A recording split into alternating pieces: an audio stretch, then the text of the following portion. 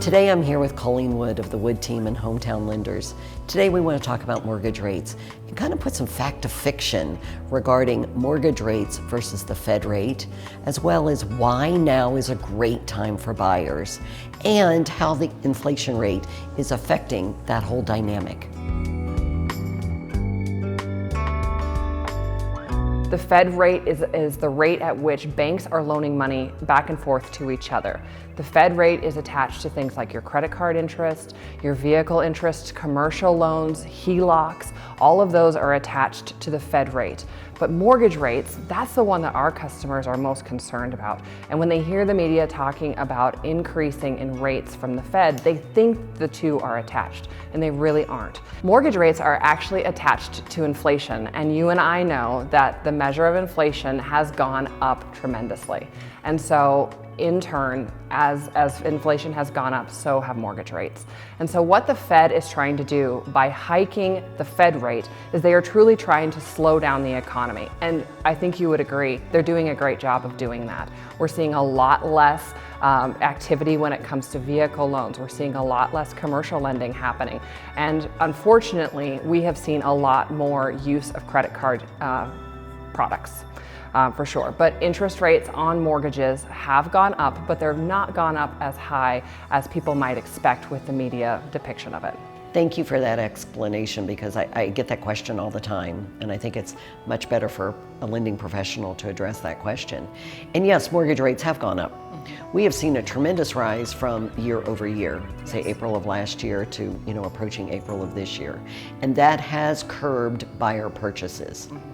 That being said, it is still a phenomenal time to be a buyer, a little bit different than last year. Yes. From my perspective of being the realtor, there is a bit more inventory now, and there's never been a better time, I'm going to say in the past 5 years, for a buyer to be able to negotiate.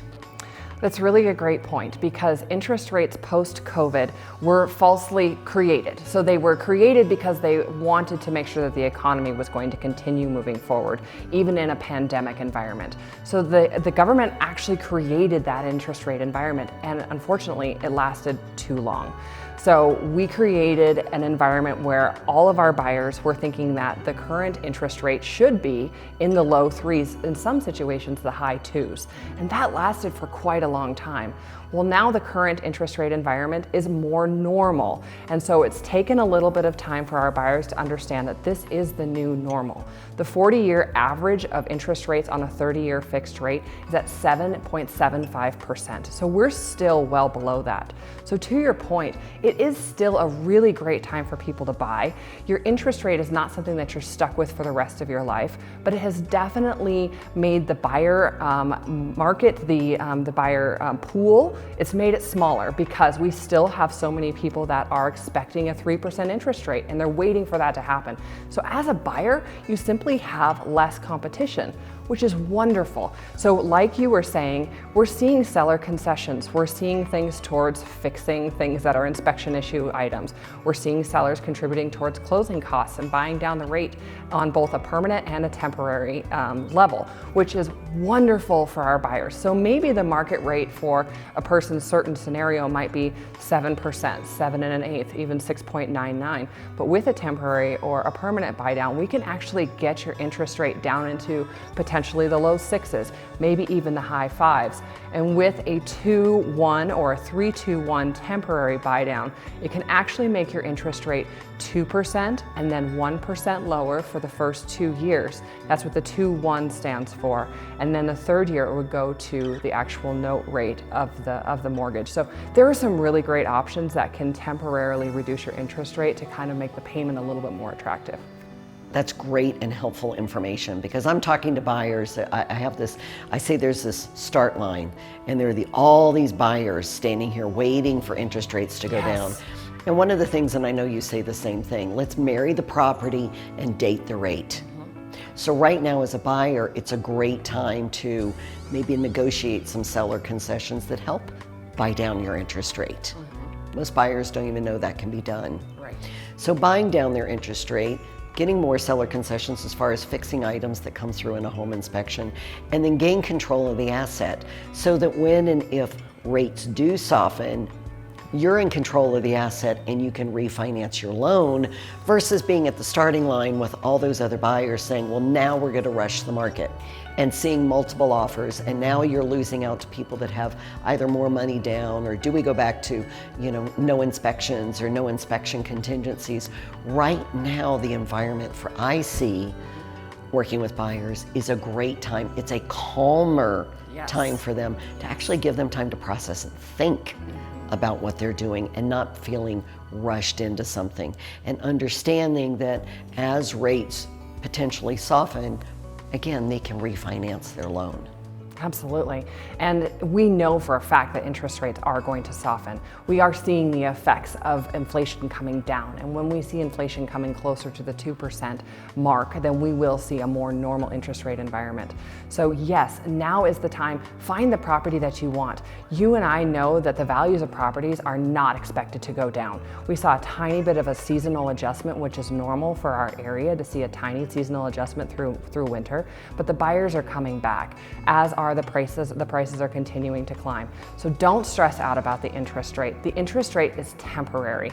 I also don't recommend you as a buyer spending much money on your interest rate, because there's going to be a refinance environment 6 months from now, a year from now, that you're going to want to refinance that interest rate. So we don't want to spend your money on reducing your interest rate. It's okay to spend the seller's money, right? That's okay. Spend their money. But if you as a buyer are trying to get the lowest rate possible and you're spending a lot of money to get that rate, you're not going to get your money back in the payment reprieve by the time that you refinance. So there's really just some thinking process that has to go on between you and your lender that says, we might buy down just a little bit because every interest rate right now is costing something. So you might pay 1% of your loan amount in an interest rate buy down, but paying 2-3% in an interest rate buy down does not make any sense right now, unless you're going to get seller credit. If you can get 2 to 3% in seller credit, absolutely get it, and you might end up skipping the first round of refinances, and you do that on the seller's dime. That's what's different about this market. We did not see that opportunity in 2020, 2021, or the first part of 2022. You bring up a really good point, and that is when we're negotiating seller concessions, I'm always wanting to do that in lockstep with the lender, because a buyer now thinks, well, maybe I want it all to go buy down my interest rate, and that may not be the most effective way to spend those funds. Maybe it is doing some type of a hybrid, buying down the interest rate, and then maybe it's putting some of that money towards the buyer's closing costs, whereby they're keeping some pocket money in their pocket and in Hip National Bank to then be able to use towards their refinancing in a couple of months or years, whichever the best scenario is for them. Right. Part of my job is making sure that I'm leaving every single buyer in a better financial situation than when I found them. And part of that is liquidity, having money in the bank.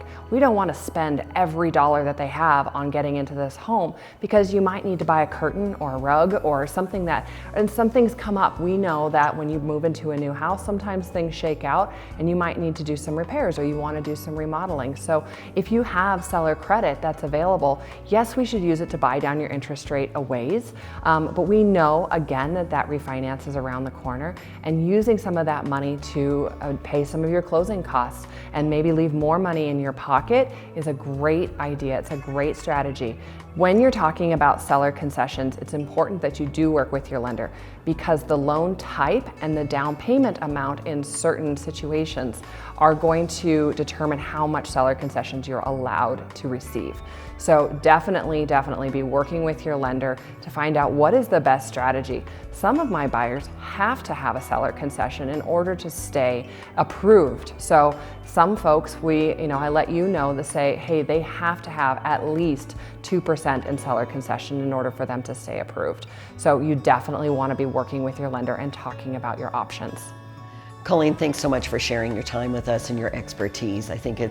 I always like my buyers to be very informed. I want them to leave the process with no question unanswered. Thank you so much, Pollyanna, for having me today. I really enjoyed it. I thoroughly enjoyed it, and thanks again for joining us. I'm here with Colleen Wood of the Wood Team and Hometown Lenders. We'll see you soon.